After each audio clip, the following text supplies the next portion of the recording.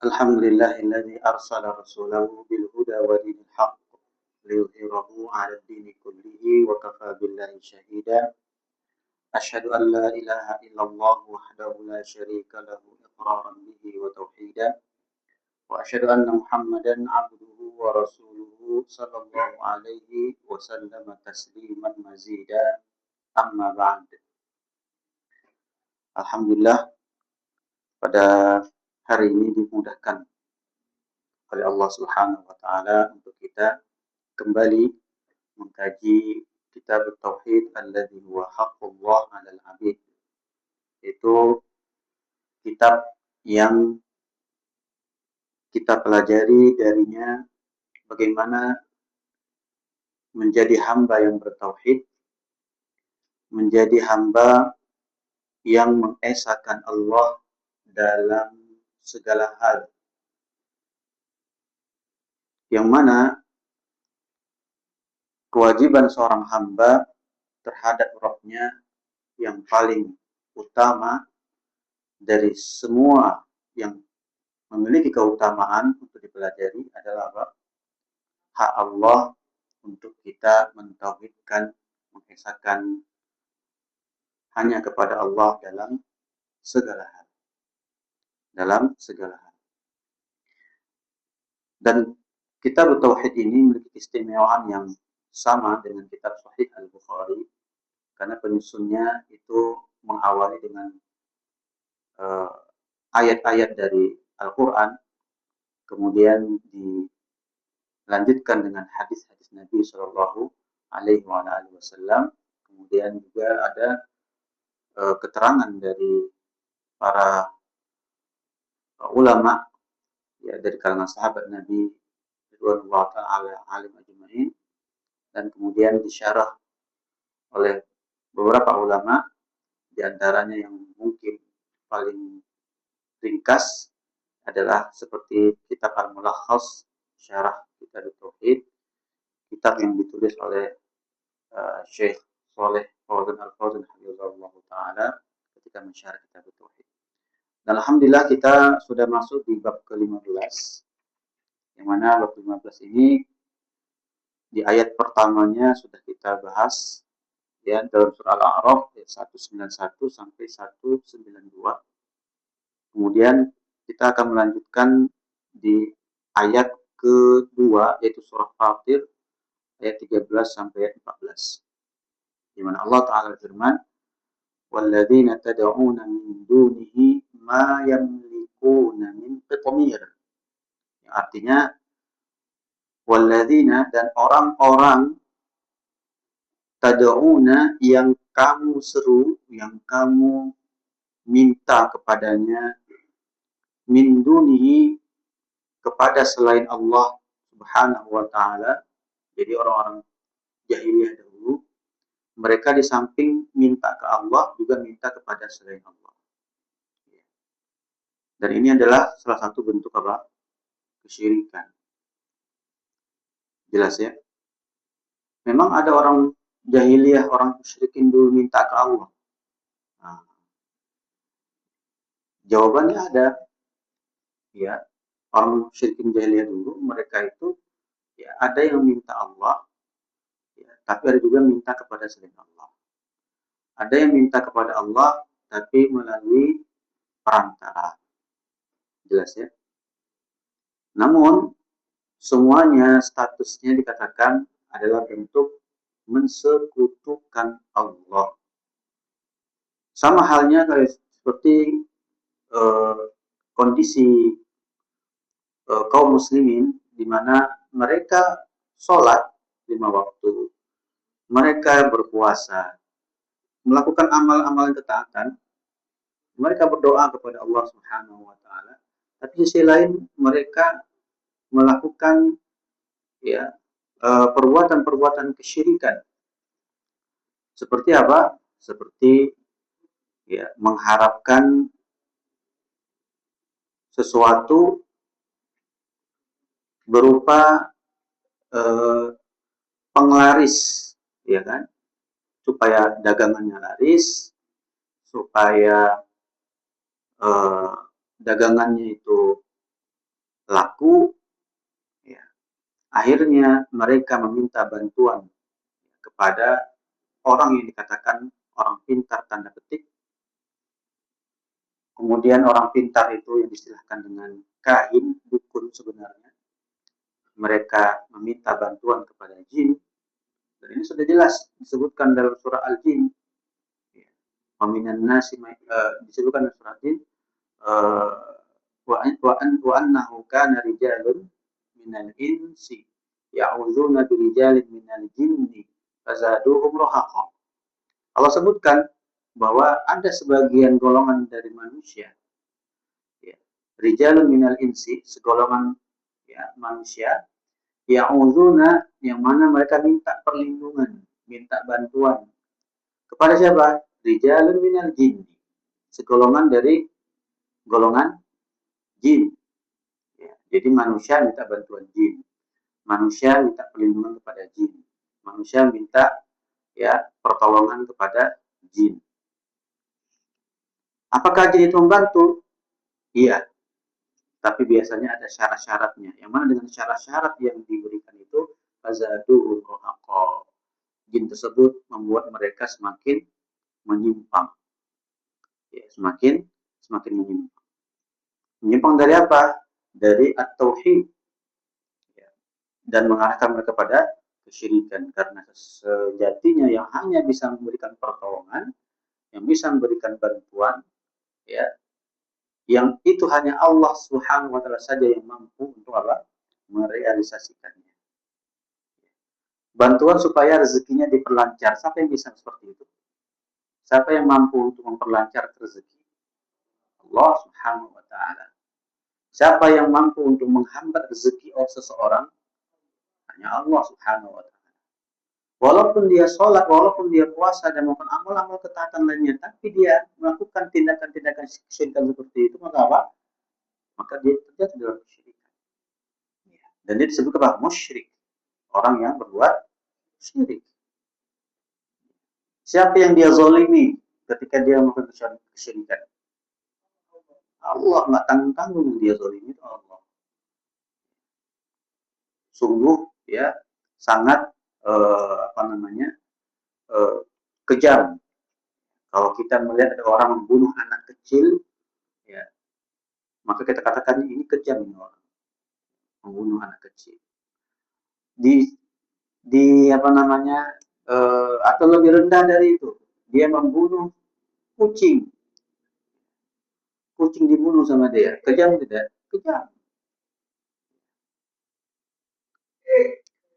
Tapi ada lebih kejam dari itu. Ketika dia menzalimi orang, Allah yang dia zalimi. Wa'iyadzubillah. Ya kan? Padahal Allah lah yang berikan dia rezeki, Allah yang berikan kehidupan, Allah yang berikan dia nafas, Allah yang memberikan dia apa yang ada di langit dan di bumi. Justru balasannya malah apa?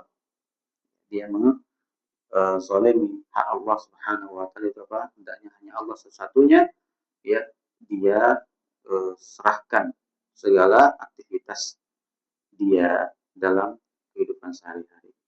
Baik. Jadi orang-orang dulu, mereka itu di masa Nabi SAW dan juga sampai di masa sekarang juga, tentunya ayat ini berlaku sampai akhir zaman. Mereka menyeru, memanggil, memohon, meminta kepada selain Allah, ma yamlikuna min qitmir. Padahal orang yang mereka seru itu, ya, padahal yang diminta-mintai itu, ya, tidak mempunyai apapun, walaupun hanya, ya, sebagian kecil dari qitmir. Apa itu qitmir? Qitmir itu apa? Kulit ari.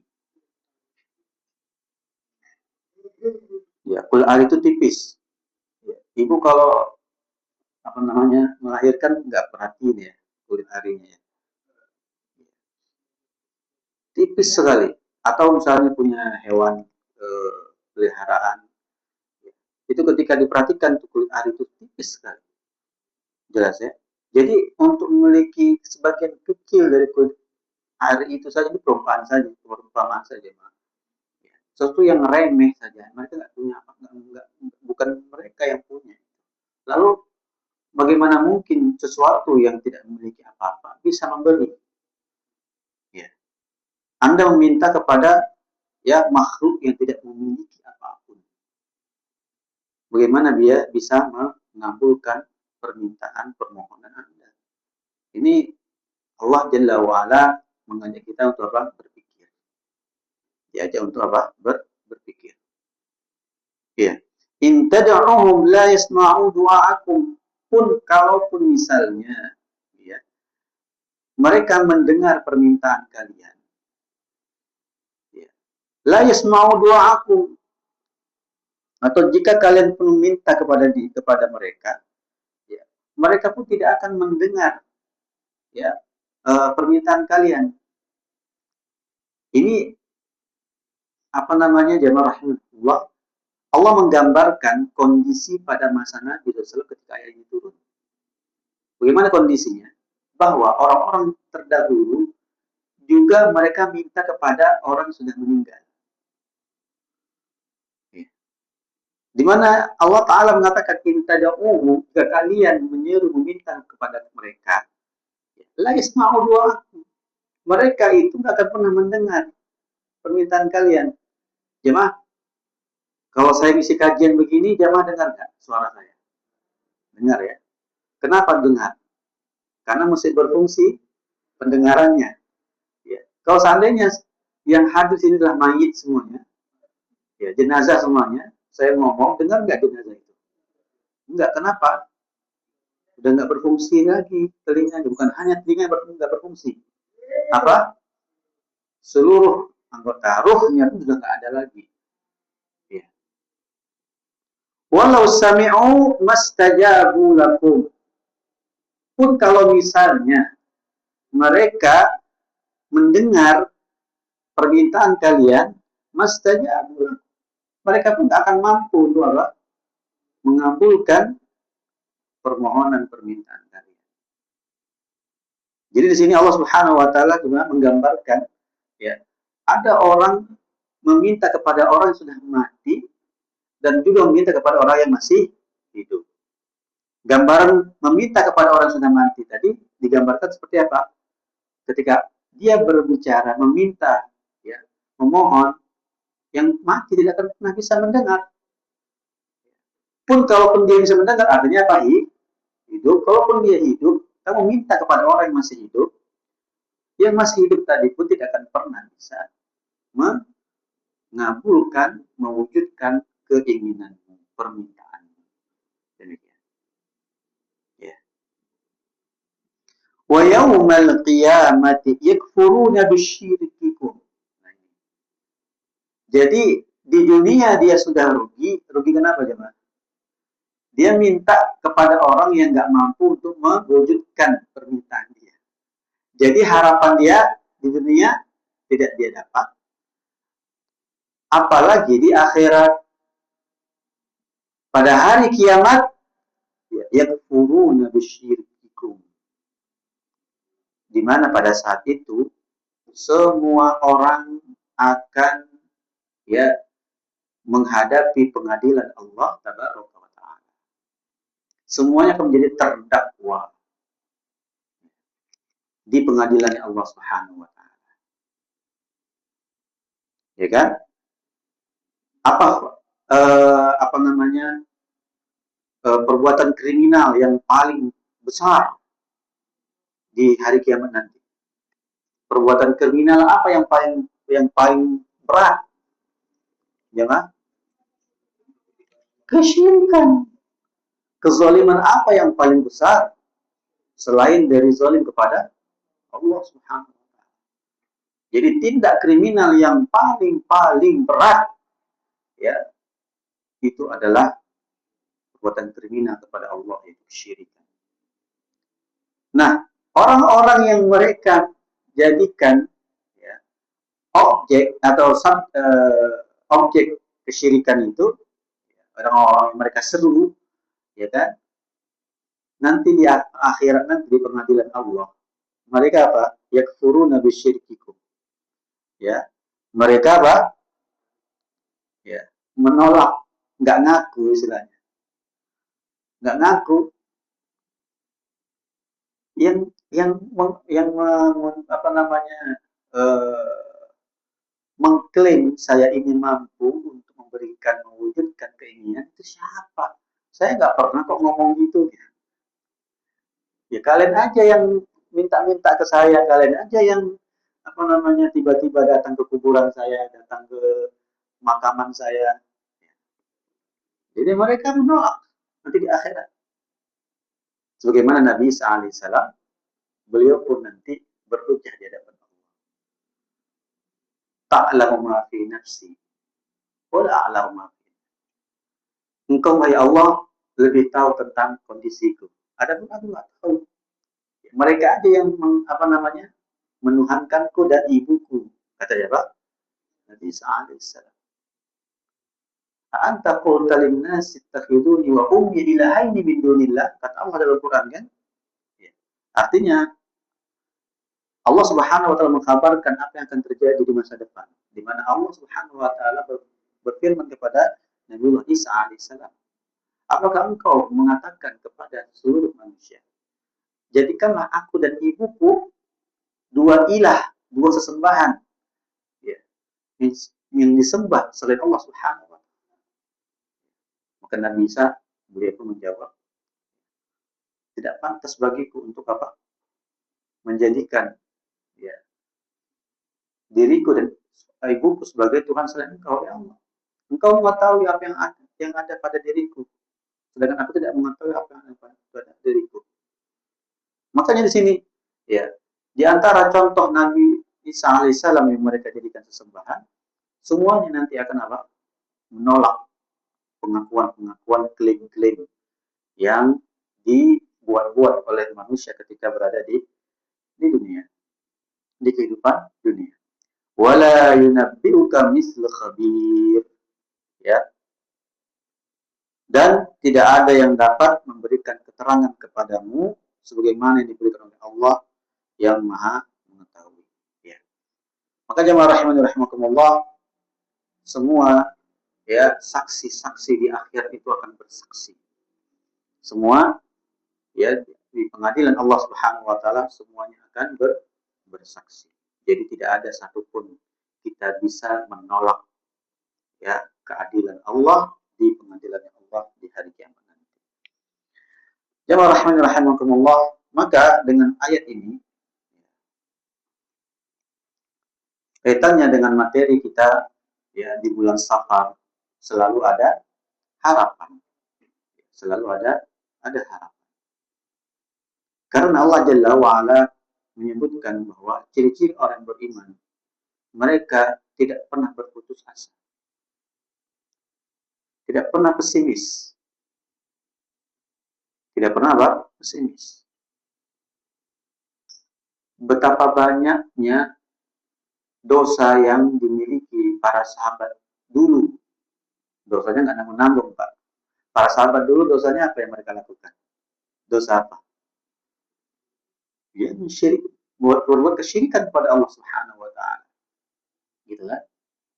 Kita ini sebelum kita mengenal tauhid, ya, negara kita atau negeri kita ini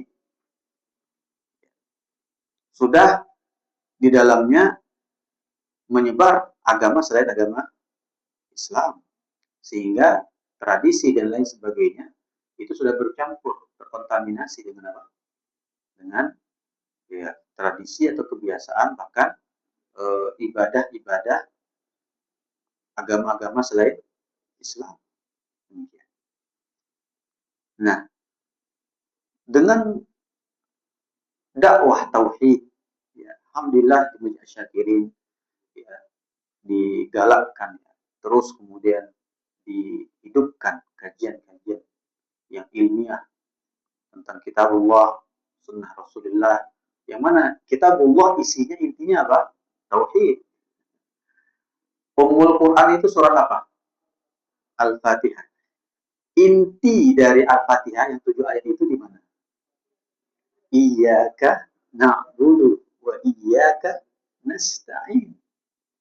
Jadi kalau kita bahas Al-Quran, sebenarnya yang kita harus bahas apa? Inti Al-Quran itu. Apa itu?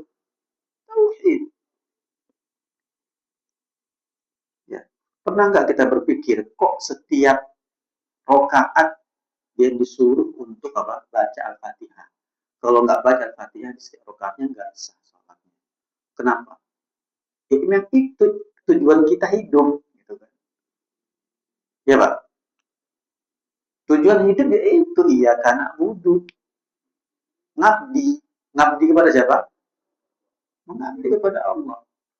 Dia mengabdikan hidupnya, mengabdikan, ya kan, umur dia, ya, semuanya kepada siapa? Allah Jalla wa'ala. Kalaupun dia punya istri, maka apa? Istrinya pun dia gunakan untuk apa? Mengabdi juga kepada Allah. Ketika dia punya anak, maka dia juga jadikan anaknya pun sebagai anak yang mengabdi kepada Allah. Ya, waktu yang dihabiskan dengan keluarganya adalah waktu yang mestinya dihabiskan untuk mengabdi kepada Allah Taala. Hanya saja jangan dipahami mengabdi kepada Allah itu ya dengan pemahaman yang sempit. Mengabdi kepada Allah itu sangat luas, ya kan? Sangat sangat luas. Apa Pak contohnya? Suami mengabdi kepada Allah Subhanahu wa taala dalam hal interaksi dengan istri. Hmm. Contohnya apa? Bermuamalah dengan istri. Kan kita di rumah kan bermuamalah kan, interaksi sehari-hari, ya kan? Hah? Betul tidak? Nah, gimana? Interaksi itu kan, muamalah itu kan ada dalam bentuk lisan, ucapan, ada dalam bentuk perbuatan. Nah, ini contoh nih, atau kita perkecil contoh muamalah lisan kepada istri yang dia terarahkan untuk mengabdi kepada Allah.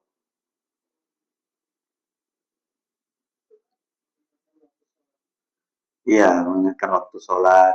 Ya, kalau itu sifatnya umum kan ya. Nah, dalam Al-Quran disebutkan eh, apa namanya, fadzakir fa inna dzikra tanfa'ul mu'minin. Maka ingatkanlah, karena mengingatkan itu bermanfaat bagi hamba-hamba yang beriman. Jadi saya kasih rumusnya ya Pak ya, saya kasih rumusnya.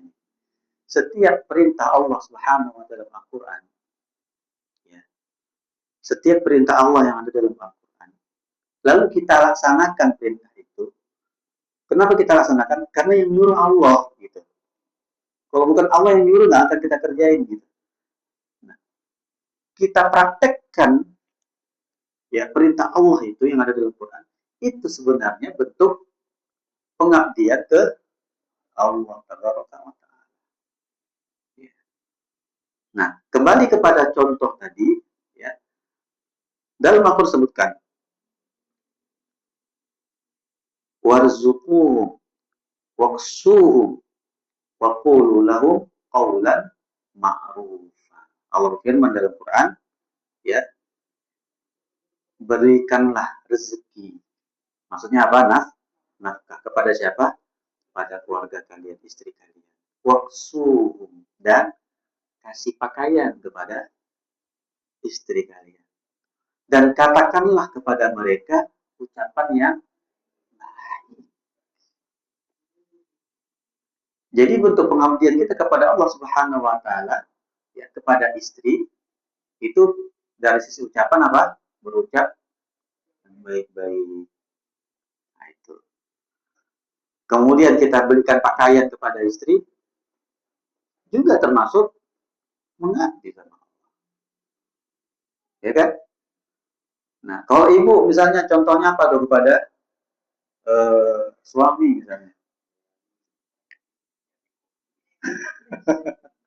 yang ada perintahnya. Jadi rumusnya ya, rumusnya setiap perintah. Ya, kan definisi ibadah itu apa kata Syekhul Islam Ibnu Taimiyah? Al ibadatu ismun jami'un. Apa itu ibadah? Ibadah itu adalah perbuatan, pengabdian. Ya. Ngabdi itu sebenarnya ada bahasa Indonesia ya. Jadi dari dia menyerap bahasa Arab. Ya, abada yang dulu. Ya, abada yang budu, ibadah. Nah, itu. Wa ma khalaqtul jinna wal insa illa liya'budun. Jadi aku ciptakan jin dan manusia kecuali ya'budun. Agar mereka apa? Seringnya kita menerjemahkannya menjadi beribadah kepadaku. Orang kalau udah dengar istilah ibadah yang dia pahami apa? Sholat, ruku, sujud itu tok. Betul. Jadi kalau seandainya dia yang penting sholat, yang penting sujud, yang penting ruku, gitu kan? Tapi dia berbuat syirik, nggak mempengaruhi tujuan hidup dia.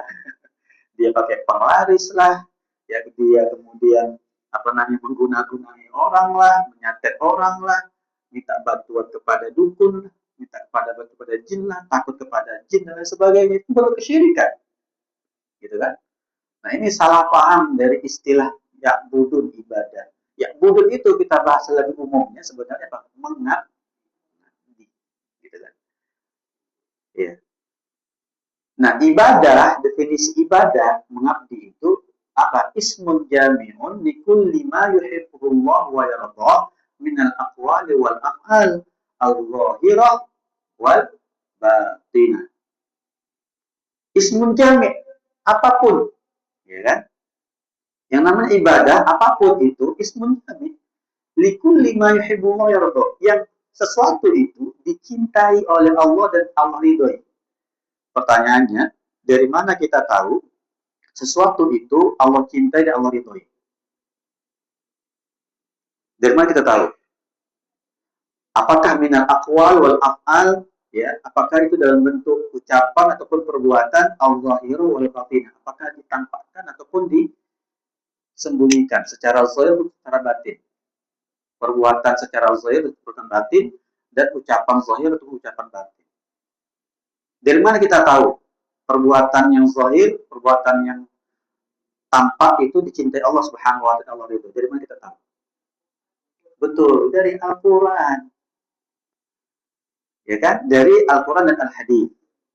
Ya.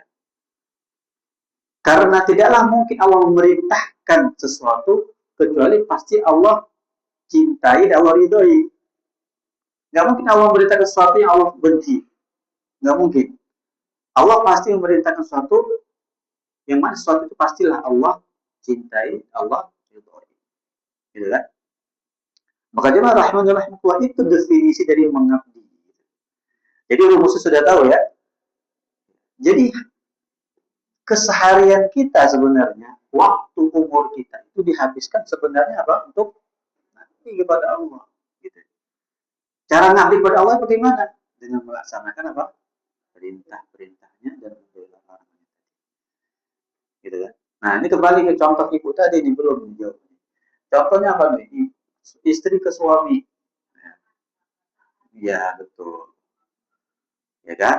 Bagaimana dalam hadis Nabi SAW, ya, as-salawatul khamsu, ya, oh bukan,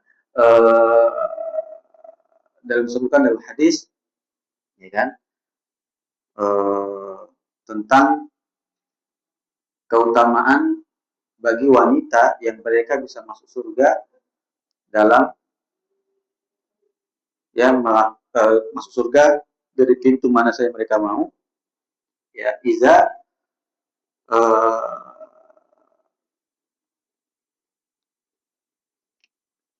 idza shallatil mar'atu khamsaha, ya wa shamat syahraha, ya wa hafizat farjaha wa ata'at ba'laha qila laha udkhulil jannata min ayyi babin haitsu syi'ti.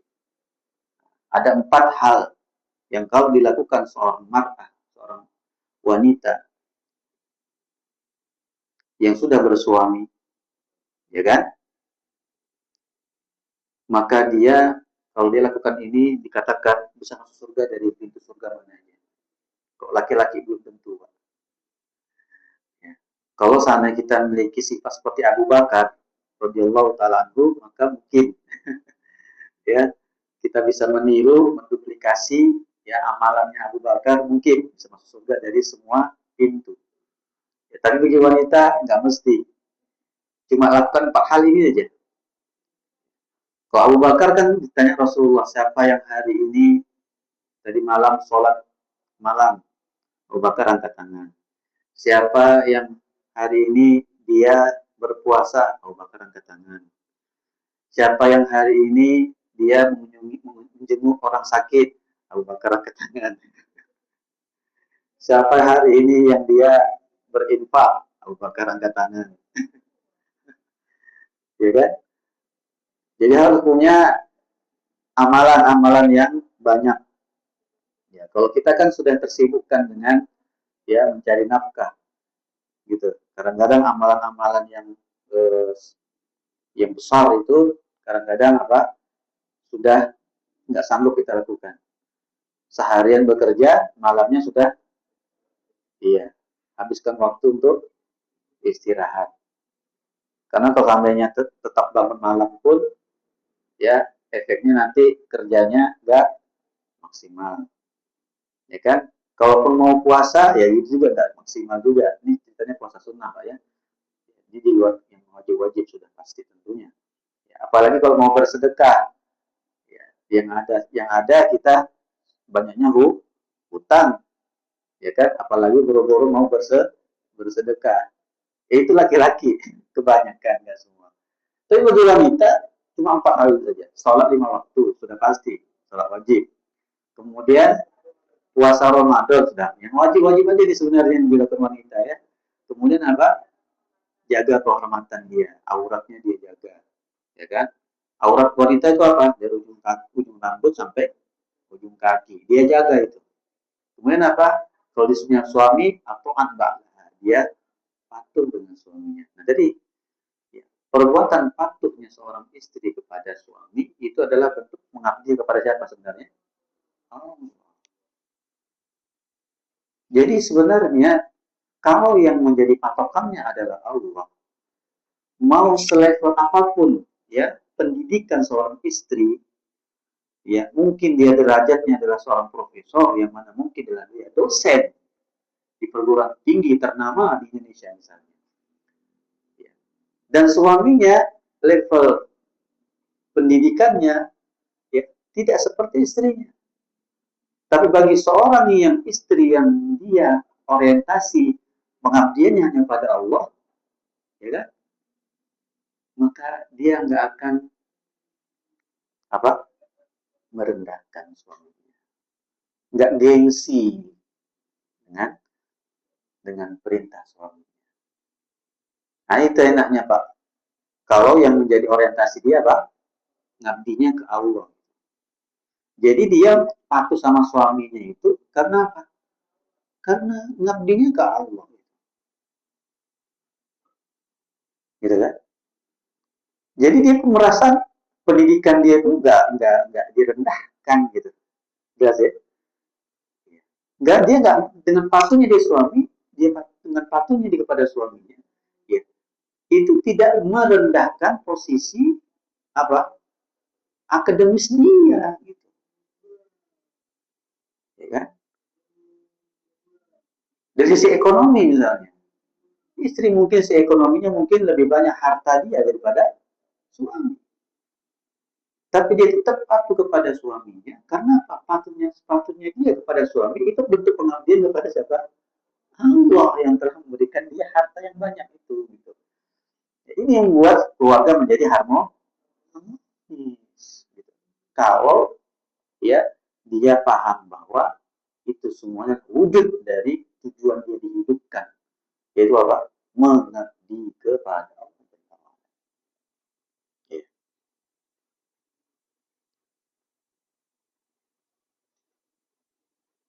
Maka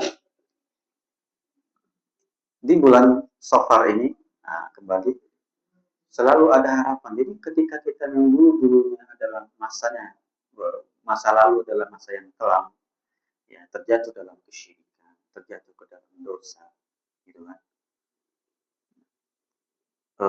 Kemudian dia mungkin tinggal di tengah-tengah masyarakat yang mungkin masih eh, melakukan praktek-praktek kesyirikan, maka dia bukan justru eh, merasa eh, pesimis, gitu kan. Masa tidak, dia optimis. Dia bertobat kepada Allah Jalla wa'ala, kemudian dia minta selalu pertolongan kepada Allah agar selalu dijaga, yang sampai dia pun terbawa arus ya di lingkungan yang masih mempraktekkan ya praktek kesyirikan. Jika maka jamaah rahmani rahimakumullah, di masa Nabi SAW, orang-orang jahiliyah itu menganggap bulan Safar itu adalah bulan apa? Bulan sial. Bulan-bulan sial. Makanya mereka tidak apa namanya banyak aktivitas di bulan Safar. Tidak banyak aktivitas di bulan Safar. Tidak melaut, tidak ke laut kalau mereka sebagai nelayan, gitu kan? Apa hubungannya gitu? Kalau mereka nggak melaut terus gimana? Iya. Kalau mereka tidak bekerja, ya karena ada anggapan, ya tadi saya mau kerja Bu, tapi ketika saya mau keluar, saya lihat di atap rumah kita itu ada burung gagak. Ya, kata orang, nah ini kata orang katanya, kata orang tua kita dulu, ya kan, kalau ada burung gagak di rumah itu, maka jangan keluar rumah. Kalau tetap keluar rumah nanti akan sial, akan terjadi hal-hal yang tidak diinginkan. Ya. Nanti ada bencana, ada ini, ada itu. Ini keyakinan yang seperti ini bukan berasal dari agama Islam. Dari mana kita tahu? Dari Nabi SAW. Rasulullah bersabda, la sofar wala tiyarota. Gak ada istilah namanya sial di bulan sofar. Wala tiyaroh. Dan tidak ada nama istilahnya sial dalam segala hal. Jadi ucapan beliau pertama lebih khusus menjelaskan tentang anggapan sial di waktu tertentu di bulan apa? Sofar. Kalimat beliau berikutnya wala tiaroh, tidak ada yang namanya anggapan sial di segala hal. Dan beliau sebutkan, ya, memang kenapa? Atiyaratu syirkun, atiyaratu syirkun, atiyaratu syirkun. Beliau tegaskan sampai 3 kali karena anggapan sial itu dalam segala hal adalah apa? Perbuatan kesyirikan. Diulangi saya berapa kali? 3 kali.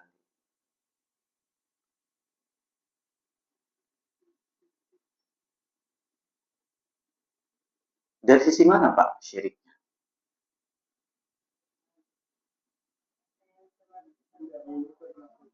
Hah? Mendahului kehendak kehendak Allah. Dari sisi betul. Allah sebutkan di dalam Al-Quran surat Luqman di penghujung surat. Ya, ada 5 perkara gaib yang hanya Allah yang tahu. Innallaha indahu ilmus sa'ah. Hanya Allah yang tahu kapan terjadi hari kiamat. Ada yang tahu Pak di sini Pak? 2012 ya, udah lewat ya. Sekarang udah 2026. Nah, innallaha indahu ilmus sa'ah. Itu yang pertama. Yang kedua Pak, wa yunazzilul ghaib. Hanya Allah yang tahu kapan hujan itu diturunkan.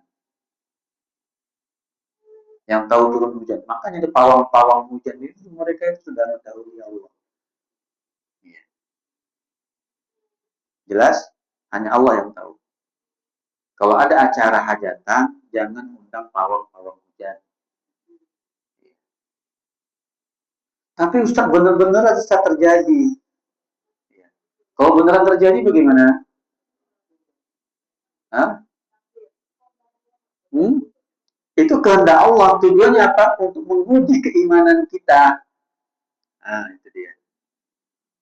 Dajjal nanti bisa menghidupkan orang mati. Itu kehendak siapa? Kehendak Allah. Bukan berarti dia memiliki sifat ketuhanan. Sama halnya juga dengan Dajjal kecil ini. Siapa? Pawang-pawang hujan. Dan dia bisa menghalangi hujan karena bantuan siapa? Jin. Loh, kenapa Allah Subhanahu wa taala izinkan jin untuk menghalau hujan? Apakah jin memiliki kekuatan untuk bisa menghalau hujan? Bisa, Pak. Allah memberikan kekuatan kepada siapa yang Allah kehendaki. Tujuannya apa? Memberikan sebagai bentuk apa? Fitnah, ujian kepada orang-orang yang beriman. Ujian bagi orang kafir, ujian bagi orang beriman. Pada orang kafir, dia semakin kafir. Bagi orang yang beriman, apakah dia kufur atau tetap beriman? Itu aja. Kita sudah baca hadisnya. Bagaimana Dajjal Allah berikan izin untuk bisa menghidupkan orang mati. Betul? Tujuannya apa? Ujian bagi manusia. Yang kufur, semakin kufur. Yang beriman, antara dua. Apakah dia kufur atau tetap beriman? Ujian semuanya, Pak. Jadi pun misalnya pawang hujan bisa menghalang hujan, apakah kebenaran Al-Quran yang menyebutkan hanya Allah yang tahu kapan turun hujan itu menjadi nggak berlaku lagi? Karena realitanya ternyata ada pawang hujan yang bisa apa? Menghalau hujan. Apakah kebenaran Al-Quran menjadi hilang? Hmm. Makanya prinsip kebenaran itu apa jemaah? Maqala Allah wa maqala Rasulullah. Apa yang Allah firmankan dan apa yang Rasulullah sabdakan. Bukan ya kejadian luar biasa. Atau kan kebenaran itu bukan kejadian luar biasa, kejadian yang di luar kemampuan manusia. Kalau seandainya patokan kebenaran adalah sesuatu yang kejadian-kejadian yang luar biasa, patokan kebenaran itu, ya, kalau dia bisa mampu memiliki super power baru dikatakan benar, maka apa? Ini bakal menjadi calon-calon pengikut dan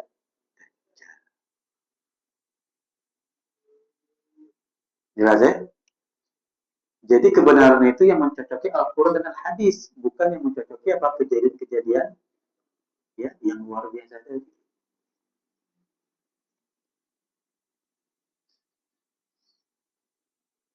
Pernah terjadi kan pada masa Khalifah sepeninggal Nabi SAW, ya, bahwasanya mereka ya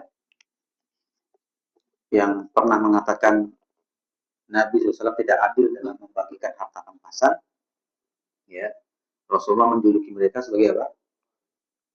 Gila benar, ya kan? Maaf ya, anjing-anjingan neraka dalam sebutan Rasulullah.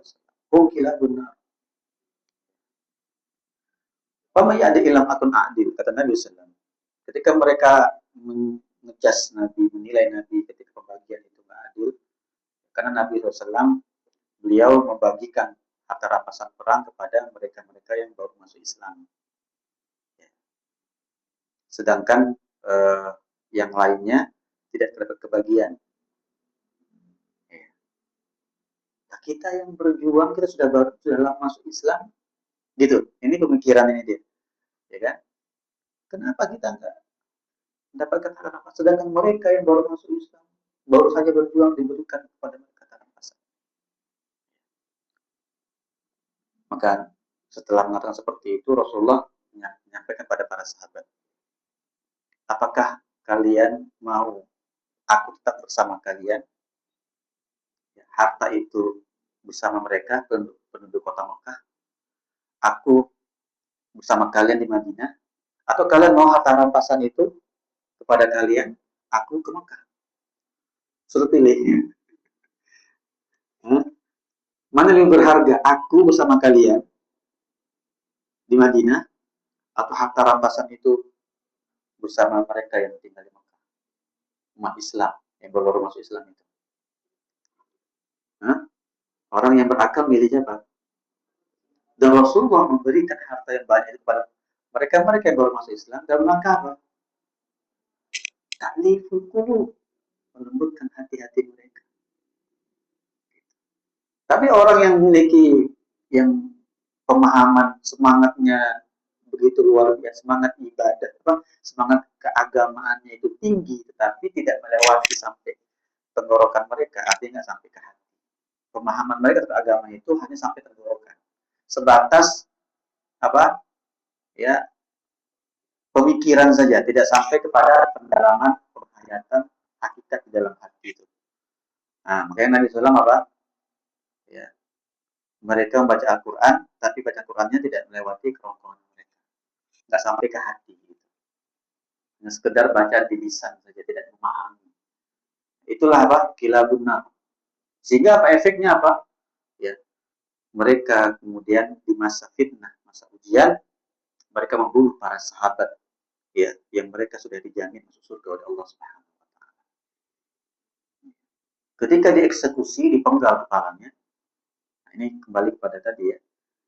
Disebutkan dalam kitab sejarah, ya, darah mereka mengeluarkan wangi, Pak. Yang bunuh sahabat Nabi ini ketika dieksekusi kan kisos ya, al-qatlu bil qatli. Menghilangkan nyawa orang lain, maka hukumannya juga nyawanya juga dihilangkan, gitu kan? Ketika dieksekusi, Pak, dipenggal kepalanya, darah itu mengeluarkan wangi yang sangat harum. Pertanyaan saya, dengan ya fakta kejadian orang yang dieksekusi itu uang mengeluarkan darah dengan wangi yang sangat-sangat harum, apakah orang tersebut yang dieksekusi berada di atas kebenaran di atas kesalahan? Hmm? Yang dia bunuh sudah jelas, semua orang menyaksikan. Yang dia bunuh adalah sahabat yang dijamin masuk surga oleh Allah Subhanahu wa taala. Hmm? Yang dia bunuh adalah Utsman bin Affan radhiyallahu taala anhu. Nah, pertanyaannya, orang ini dia kebenaran dan kesalahan. Tapi wangi.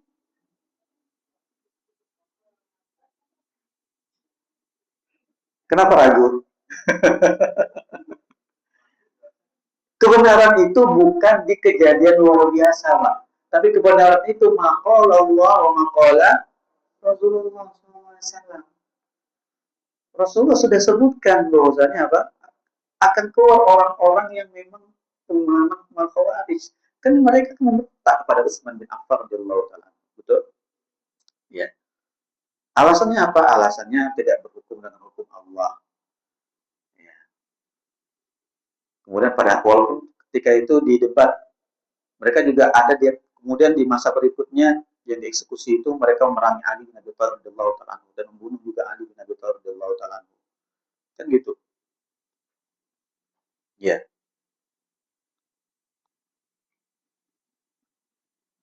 Semuanya apa? Mengatakan hujahnya, alasannya apa?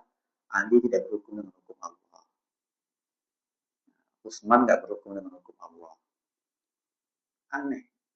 Ya, sahabat yang sudah jalan masuk surga itu malah ya dituduh ya seperti itu.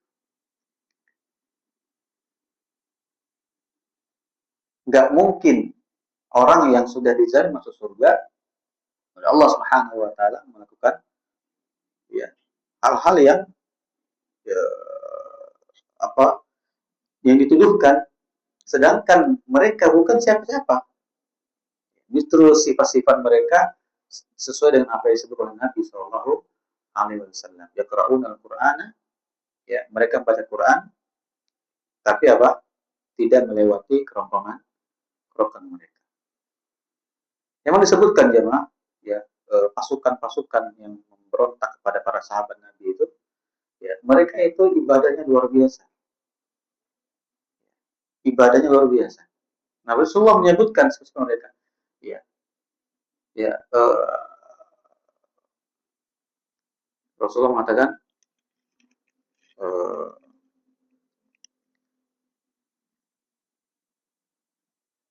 tahkiruna salatakum ila salatihim, wasiyamakum ila siyamihim. Kalian itu, wahai para sahabat,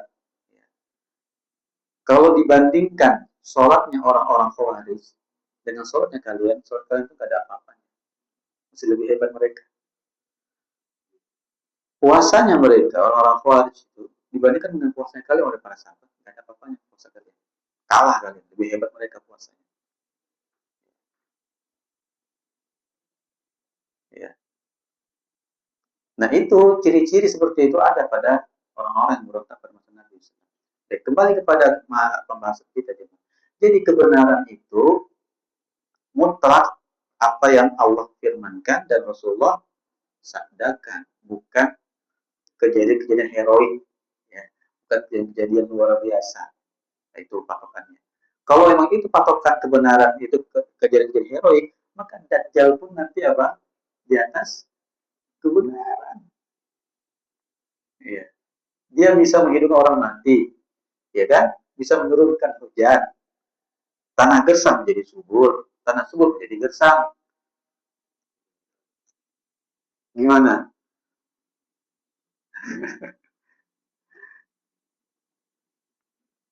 Ya kita aja Pak, ketika ada apa namanya, seperti apa namanya, di panggung yang begitu besar, yang katanya keajaiban Tuhan dari agama lain, ya, yang lumpuh, ya itu pakai kursi roda bisa jalan.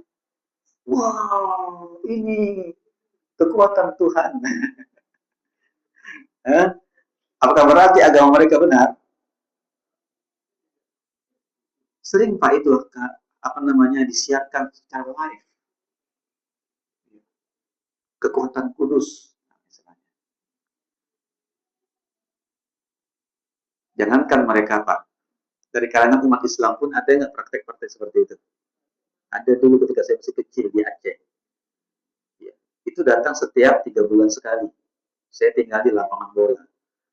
Ya, itu selalu kalau sudah mereka mengadakan apa namanya, event-event seperti itu, ramai. Yang buta bisa melihat, yang nggak bisa jalan Pak bisa berjalan. Ya. Tapi bisa berjalannya, bisa melihatnya, itu ada durasinya. Iya. Garansinya kadang-kadang cuma sekian pekan, kadang hitungan bulan. Setelah itu nggak bisa lagi. Kok bisa jalan Pak? Bagaimana dia bisa jalan? Bantuan jin. Jin yang apa namanya, membantu dia bisa berjalan. Jin yang membantu dia bisa melihat. Nah, pertanyaannya, kenapa Allah mengizinkan? Hadisnya sudah jelas. Man asyraka ma'i taraktuhu syirkan. Siapa saja yang ya mensekutukan aku, maka apa? Aku tinggalkan dia dengan sekutunya itu. Para dukun-dukun tadi, mereka mensekutukan Allah bukan? Dengan siapa mereka bersekutu? Dengan jin. Jin memiliki kekuatan nggak? Punya Pak. Istana Ratu Balkis itu siapa yang ngangkat? Bisa nggak jin mengangkatnya? Bisa. Jin itu Allah berikan kelebihan. Bapak hati bisa disembunyikan sama dia. Nah, jadi orang disembunyikan jin itu bukan suatu yang uh, bukan dongeng, memang kejadian. Disembunyikan jin, apa diangkat, diculik, disembunyiin. Itu kejadian, banyak kejadian Pak. Barang-barang Bapak disembunyiin sama jin itu ada. Saya juga ngalamin Pak, barang saya disembunyiin sama jin.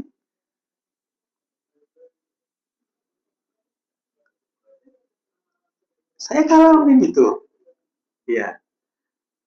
Dan itu dialami juga para sahabat Nabi Ridwanullah ta'ala ajma'in.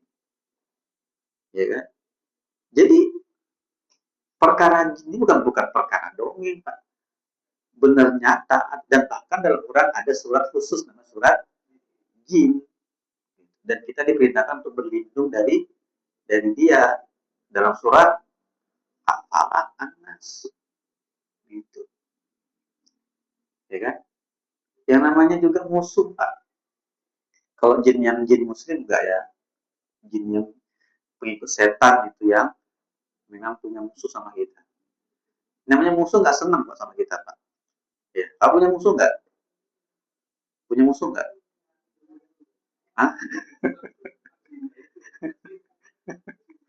Ya, ya. Innahum kanu aduwwal lakum. Orang jin-jin dari golongan setan itu mereka adalah musuh musuh kalian. Sukanya buat kita sedih, ya seperti itu. Bapak kehilangan sesuatu sedih nggak? Jadi perbuatan dia itu. Buat kita sedih, cemas, ya kan? Itu membuat kita selalu apa namanya tidak tenang, keadaan susah. Itu memang perbuatan dia. Ya, berputus asa dan semisalnya. Baik. Jelas ya. Jadi eh, apa namanya kebenaran itu bukan kejadian-kejadian heroik, ya. Karena apa? Allah pun memberikan kemampuan kepada jin, kejadian-kejadian yang luar biasa kepada jin. Seperti itu. Nah, Allah barang siapa yang menyekutukanku, kata Allah, aku tinggalkan dia dengan sekutunya itu. Jadi Allah biarkan, Allah izinkan kepada jin ya untuk menggunakan kekuatan dia untuk apa? Membantu si manusia. Berarti jin bisa nggak dia menghalau? Bisa menghalangi. Kalau turun hujan kapan Allah tahu. Tapi ketika turun hujan, ya jangankan jin, kita bisa juga menghalang hujan dengan apa? Payung, betul nggak? Dia bisa nggak dia jin itu menggeser hujan? Bisa, tapi kalau turun sudah pasti, Pak. Gitu. Jelas ya? Iya. Jadi musim pakai pawang hujan. Alhamdulillah. Karena dia kalau kita menggunakan minta bantuan pada pawang hujan, hakikatnya sama saja kita minta bantuan kepada jin. Ya, karena pawang hujan pun dia minta bantuan kepada jin, dan ada larangan nggak boleh minta bantuan kepada jin.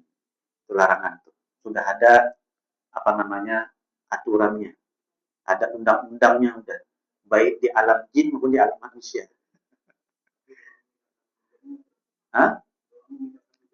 Ada doa menghindar apa namanya menghal Allahumma hawalaina wala alaina. Ya, ya Allah, ya turunkanlah hujan di sekitar kami saja. Jangan turunkan hujan di atas kami. Gitu. Allahumma hawalaina wala alaina. Ya Allah, turunkanlah hujan di sekitar kami saja. Ya, gitu. Ada doanya. Jadi kalau mau menghalau hujan itu ada doanya. Gitu. Bukan datangi pawang hujan. Gitu. Ustadz, tapi pawang hujannya baca ayat Quran juga. Iya. Ya, saya juga baca hawalin wala alaina kata pawang hujannya. Ya, tapi dia mencampur adukan dengan bacaan-bacaan dari jin. Nggak boleh mencampur adukan antara kebenaran dengan kebatilan. Wala talbisul haqqa bil batil. Jangan mencampur adukan antara kebenaran dengan kebatilan. Ya, nggak bisa. Gitu ya. Barakallahu fikum. Tapi Ustaz itu dikenal sebagai wali Allah. Wali Allah itu dapat pertolongan Allah itu ya bukan sekehendak dia tapi sekehendak Allah. Bukan kapan dia mau bisa. Kalau kapan dia mau bisa itu apa? Itu apa? Tukang sihir, dukun. Kalau wali Allah itu dia kapan Allah berkehendak, ya. Dan itu secara tiba-tiba, bukan kehendak dia.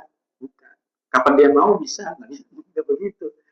Makanya ada dalam Al-Quran, dalam apa, dalam pembahasan kita, ya, uh, apa namanya, al-farqu bain awliyaullah wa awliya'us syaitan. Perbedaan antara wali Allah dengan wali setan. Ya, jelas ya.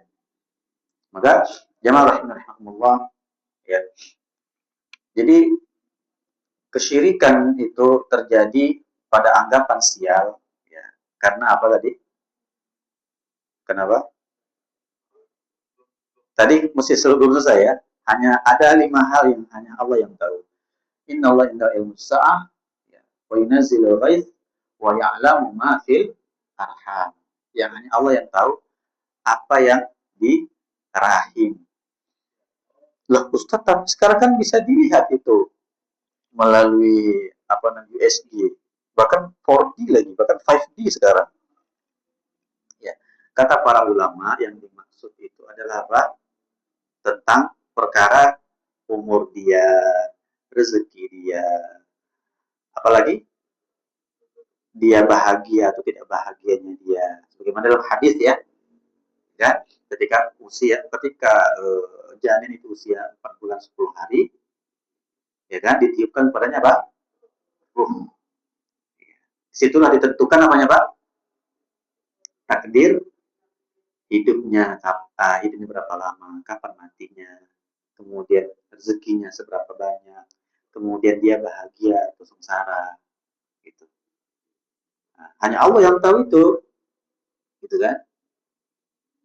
Jadi bukan istilahnya apa, bentuk kelaminnya laki-laki atau perempuan. Nah, bukan itunya, gitu. Walaupun prakteknya kadang-kadang sudah USG 3 kali, laki-laki ketika berojol, perempuan. Contohnya saya itu, iya, anak saya, ya, sudah USG ke 3 bidang, USG laki-laki. Jadi sebelum lahiran sudah beli itu baju-baju laki-laki, Pak. Ketika lahiran, perempuan yang keluar. Ya, anak kandung saya empat-empatnya perempuan semuanya. Iya, ya kan? Tapi yang dimaksud dalam ayat Al-Quran, ya, hanya Allah yang tahu itu apa? Seperti dalam hadis, ya. Karena dalam hadis tidak disebutkan ditentukan jenis kelaminnya laki-laki atau perempuan, tidak disebutkan. Yang disebutkan apa? Tentang hidupnya, matinya, usianya, rezekinya, kemudian dia hidup bahagia atau tidak bahagia. Siapa yang tahu seperti itu? Hanya Allah, ya kan? Takdirnya. Apalagi pemata dari nafsu ada taksi uhuda. Gak ada yang tahu apa yang akan dia lakukan esok hari. Kita hanya bisa berencana hari ini. Ya, apakah rencana kita itu terjadi apa tidak besok harinya? Gak ada yang tahu. Hanya Allah yang tahu. Sudah, kemudian apa yang terakhir? Pemata dari nafsu bi ayyi ardin. Tidak ada yang tahu di bumi mana dia akan dicabut nyawanya. Apakah di atas kasur, apakah di luar rumah, apakah di mana, yang hanya Allah yang tahu di mana dia dicabut nyawanya. Jelas ya? Nah, ini tadi masalah anggapan sial dimaksud dia yang bagian mana nih? Hmm? Bukan. Wa ma taqdir nafsum madza taksibu roda. Dia nggak tahu apa yang terjadi di masa selanjutnya, gitu. Jadi kalau seandainya dia tadi bekerja ngelihat ada gagak, ya apa hubungannya gitu loh? Dia lanjutkan jangan beraktivitas, paham ya? Itu maksudnya tadi, ya kan? Nah, bulan kalau di Indonesia bulan keramat itu bulan apa? Iya, Syuro sebenarnya. 1 Syuro itu bulan keramat. Nah, ini jangan melakukan aktivitas. Acara pernikahan jangan di bulan itu atau tanggal itu, bahaya, sial segala macam. Benar nggak? Nggak ada sial. Kan Rasulullah mengatakan tidak ada sial dalam segala hal. Baik itu waktu, baik itu tempat, baik itu bentuk apapun nggak ada. Angka sial 13? Nggak ada. Istri sial? Suami sial? Nggak ada. Anak sial? Sialan lo, anak sial lo gitu. Semenjak lo lahir, miskin kita katanya. Apa anak dijadikan kambing hitam? Wah, itu. Jadi jamaah bulan Safar, ya, bulan anggapan sial bagi orang jahiliyah dahulu. Sebenarnya bukan bulan Safar, tergantung di mana tempat kita berada. Di Indonesia anggapan sial di bulan Muharram, ya kan? Yaitu Syawal. Tempat lain beda lagi. Intinya tidak ada. Dalam Islam tidak ada istilahnya sial. Jadi apa? Aktivitas kita, bisnis kita, apapun itu, ketika tiba-tiba ada yang di tengah perjalanan tiba-tiba ada masalah, ada apa namanya penghalang. Padahal kita sudah apa? Sudah lakukan yang terbaik, kok ada aja kendalanya gitu. Terus gimana, Pak? Berhenti tengah jalan? Enggak. Fa'idha azamta fatawakkal ala Allah. Azam itu artinya apa? Kalau sudah kita bergerak, ya, sudah bergerak, jadi anggota badan kita sudah bergerak semuanya. Kalau niat kan masih dalam hati, betul. Kalau azam itu sudah dibuktikan dengan perbuatan. Gitu. Azam, fatawakkal ala Allah. Walaupun misalnya ada kendala di tengah jalan, jangan berhenti, tapi apa? Lanjutkan. Masalah beruntung atau rugi, gitu ya, itu perkara nanti. Kenapa? Pasti itu kalau untung atau rugi itu artinya apa? Takdir. Setiap takdir pasti ada hikmahnya. Apa hikmahnya kalau di ujung usaha bisnis kita misalnya ternyata rugi? Apa yang bisa kita ambil pelajaran? Oh, ternyata kalau saya lewati jalan ini, ya, kalau seandainya kalau saya lakukan ini, ya, kalau hitungannya begini, itu rugi. Kan ada kesimpulan dari akhir usaha. Gitu. Ini lampu dulu seperti ini nih, ada lampu oleh Alva Edison itu berapa kali penelitian, observasi? Hah? Berkali-kali. Dan sebenarnya sudah dicontohkan di dalam manasik haji dan umroh kita, yaitu apa? Filosofi sa'i. Kenapa sa'i itu sampai 7 kali? Kenapa nggak 1-2 kali saja sudah cukup? Kenapa? Kan itu kan usaha dari hajar untuk mendapatkan air. Pertanyaan saya, apakah air yang muncul di Safa dan Marwah? Bukan, di tempat lain munculnya. Itu menunjukkan apa? Ya, yang penting kita usaha, ada penghasilnya, Allah yang menentukan di mana. Ya, ketika pertama gagal, lanjutkan, kedua gagal, lanjutkan terus. Sampai apa? Mata Nasrullah. Kapan terjadi? Kapan pertolongan Allah itu turun? Allah inna nasrullahi qarib. Ketahuilah pertolongan Allah itu sedekat apa? Sedekat keyakinan kita. Ya, makanya seorang ahli tauhid itu dia optimis, tidak pernah pesimis. Ya, yakin. Optimisnya di mana?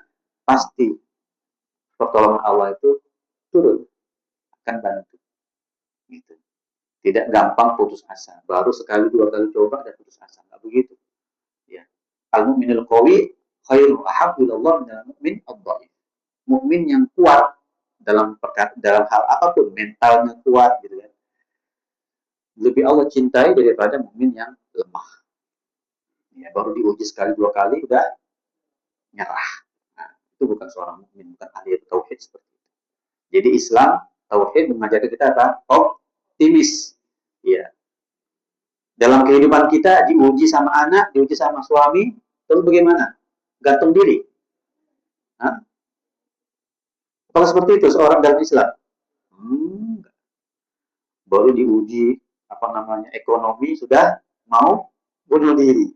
Itu seorang bertauhid nggak seperti itu? Kenapa dia bunuh diri? Karena dia pesimis, nyerah dia, betul tidak? Nyerah dengan kehidupan. Bukan seorang ahli tauhid. Ya. Kalau ibu ada rencana mau bunuh diri, ibu maka sia-sia hidup mengaji selama ini dengan kajian tauhid. Ya, jadi kajian tauhid mengajak kita untuk apa? Optimis, ya, hadapi sesulit apapun kehidupan itu. Ya kan? Bapak juga demikian, ya. Contohkan kepada istri, ya kan, kita sebagai suami, ya, sesulit apapun yang kita hadapi, ya kan, di luar sana, ya kan, insya Allah, ya, kita yakin pertolongan Allah itu akan datang. Ya, demikian, semoga bermanfaat, ya, semoga Allah Subhanahu Wa Taala berikan kita taufik dan inayahnya untuk bisa menjalani segala kesulitan, ya, dalam kehidupan. Semoga Allah Subhanahu Wa Taala memberikan kita kekuatan untuk bisa mempelajari, ya, terus istiqomah di atas tauhid. Semoga Allah Subhanahu Wa Taala, ya, memberikan kepada kita surganya bagaimana Allah Subhanahu Wa Taala, ya, berikan kepada, ya, janji kepada orang-orang saleh terdahulu dan para sahabat Nabi, tabi'in, tabi'in, dan orang-orang soleh sampai, ya, hari kiamat nanti. Amin ya rabbal alamin. Baik, jika ada pertanyaan dipersilakan. Semoga Allah mudahkan saya untuk bisa menjawab.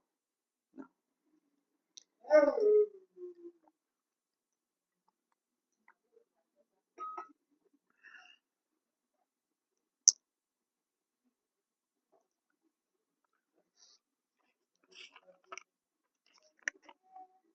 Assalamualaikum warahmatullahi wabarakatuh. Waalaikumsalam warahmatullahi wabarakatuh. Aku izin bertanya, wanita bisa masuk surga dari pintu mana saja dengan 4 syarat.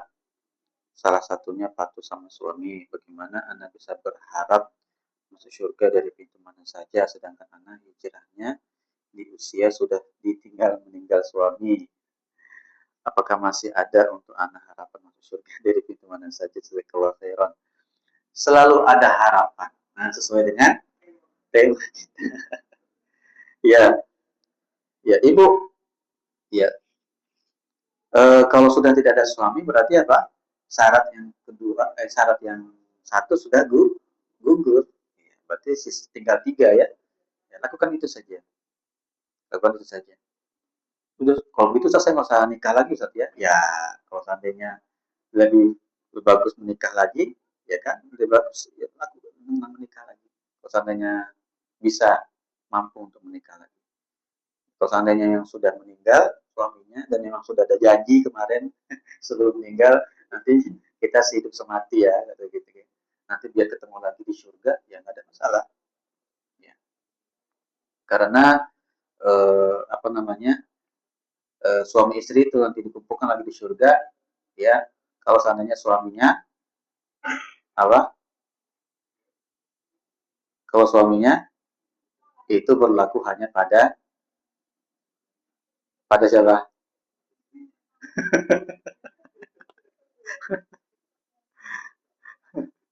Iya, coba. Hah? Gimana? Pak istri meninggal, apa kalian lagi nikah lagi? Nanti ketemu nggak sama ibu di surga? Hah? Saya bilang nggak ketemu. Hah? Saya bilang nggak ketemu.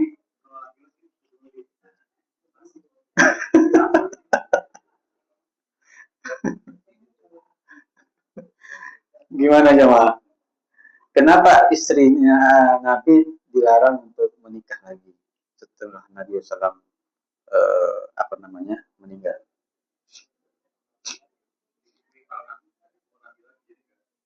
Bukan itu jawabannya. Karena istri Nabi adalah ibu-ibu kita, posisinya seperti ibu kandung. Kan nggak boleh menikah ibu kandung, paham ya? Nah, ini jangan salah paham. Kenapa istri Nabi, ya, nggak boleh nikah, ya, ataupun dinikahi sama, ya, sepeninggal Nabi SAW, siapapun itu. Kenapa? Karena posisi kedudukan istri Nabi, ya, ummahatul mukminin, ibu-ibunya orang-orang yang beriman. Masa ibunya dinikahin? Oh, ini nggak boleh. Itu, ya, alasannya. Nah, kalau kita baru, nah, nih, selain Nabi baru Bapak, ya boleh, ya kan? Setelah ditinggal suami atau tinggal istri boleh nikah lagi, karena nggak ada kaitannya dengan apa yang dilakukan Nabi. Jadi itu bukan sunnah Nabi ya. Nabi aja istrinya meninggal, istrinya nggak nikah lagi. Gitu. Ah, ya kan? Jadi ada anggapan sunnah katanya. Oh, itu salah paham. Ya, istri nggak nikah lagi karena ngikutin istri-istrinya Nabi. Bukan sunnah. Mm-mm.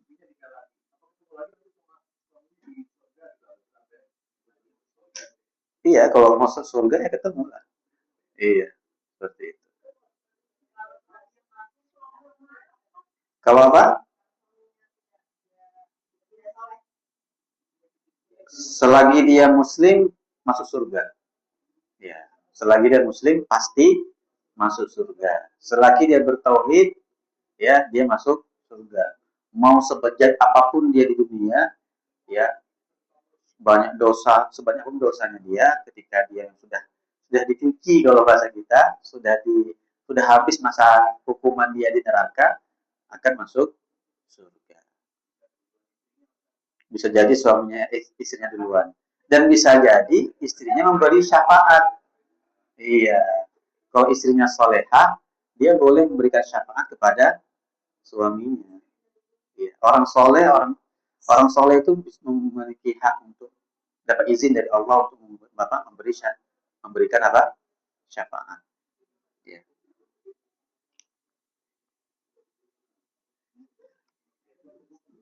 Jelas ya. Baik, jadi sudah terjawab. Assalamualaikum, Ustadz izin bertanya berkaitan dengan istri harus patuh pada suami. Misal, bila suami memerintahkan sesuatu, kita patuh dengan perintahnya. Tapi kita berdiskusi misalnya men,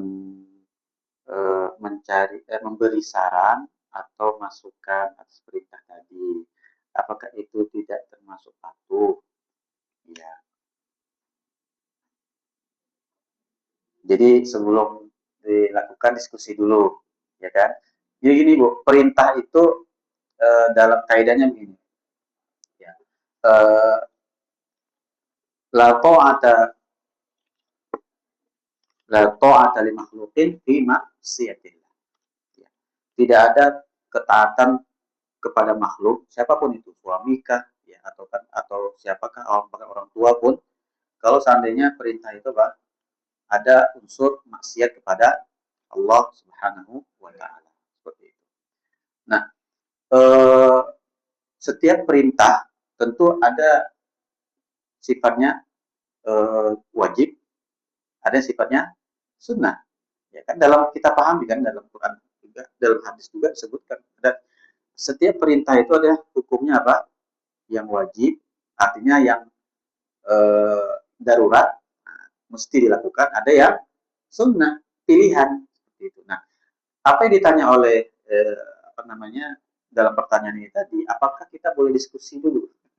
Ya kan? Apa nggak perlu, nggak bisa langsung kita laksanakan diskusi dulu? Nah, ini mungkin bisa maksudnya jatuh perintahnya apa sifatnya Pak? Yang sunnah. Ya, sehingga dengan diskusi tadi, ya, apakah langsung disegerakan, apakah bisa ditunda, dan lain sebagainya. Nah, itu tinggal tergantung nanti kesepakatan bersama. Tapi ya sudah naik perintah darurat, ya kan? Nah, apa contohnya perintah darurat? Jadi contoh oleh Nabi SAW. Ya. Misal, eh, suaminya, di masa Nabi sudah terjadi ya, suaminya baru pulang dari safar, ya kan? Dan kemudian si istri mau pergi melakukan apa ingin mendapatkan hajatnya si istri. Ya. Tapi suami manggil dia, ya. Untuk apa? Misalnya apa? Berhubungan suami istri. Maka Nabi SAW apa namanya patuhi walaupun kamu sudah berada di atas kendaraan seperti itu. Ya, waktu sudah naik ke atas kendaraan ya turun lagi. Itu contoh sifatnya apa? Darurat. Kenapa? Ibarat orang mau pipis, udah kebelet. Bapak misalnya udah mau pipis kebelet, terus ditahan-tahan jadi penyakit nggak? Penyakit. Ya. Atau misalnya sudah kebelet, nggak tahan lagi, akhirnya mana? Tumpahnya di sembarang tempat. Ya, ini contoh dari ini ya, contoh dari kasus kejadian di masa Nabi SAW seperti itu. Jadi makanya tadi ada perintah itu sifatnya darurat, ya. Ada sifatnya apa sunnah. Ketika darurat ya langsung disegerakan. Tapi kalau seandainya bisa diskusikan dulu, ya mungkin bisa ditunda pelaksanaan perintahnya atau bisa apa namanya dikondisikan. Maka ini tergantung kesepakatan bersama. Nggak apa-apa, diskusi dulu, ya dan semisalnya. Demikian. Allah taala ala wa ala. Baik, saya kira cukup. Ada lagi? Udah ya? Dan itu membaca doa kafaratul majelis. Subhanakallah wa bihamdik asyhadu an la ilaha illa anta astaghfiruka wa atubu ilaik. Wassalamualaikum warahmatullahi wabarakatuh.